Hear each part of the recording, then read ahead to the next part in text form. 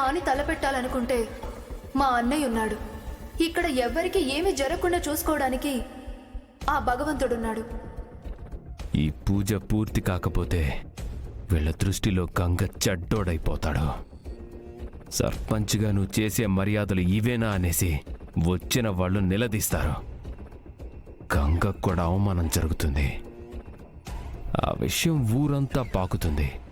ఇలాంటి వాడు ఆలయ ధర్మకర్తగా ఉండడానికి వీల్లేదనేసి పంచాయతీ పెట్టించొచ్చు. సర్పంచ్గా జనాల్ని మోసం చేసి గెలిచాడు, కానీ అధికారి లక్షణాలు ఒక్కటి కూడా లేదు. ఆలయ ధర్మకర్తగా అనర్హుడు అనేసి ముద్ర వేయిస్తా. కానీ ఇప్పటికిప్పుడు పావులు కదపడానికి స్కోప్ ఏది? అవకాశం దొరకట్లేదే. ఎలా ఎలా?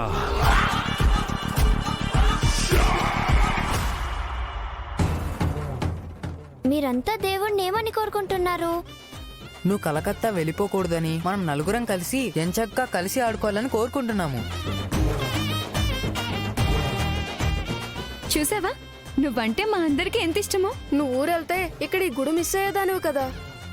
మీరంతా ఎమోషనల్ ఫుల్స్, అవుట్డేటెడ్ గా ఆలోచిస్తారు.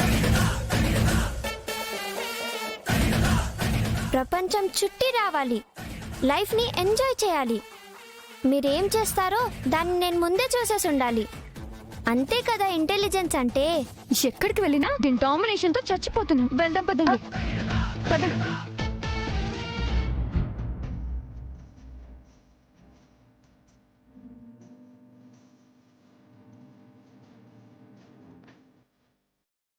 గుడి దగ్గరికి వచ్చేసాం కదా, స్వామివారిని నేనే ఒకటి కోరుకుంటాను.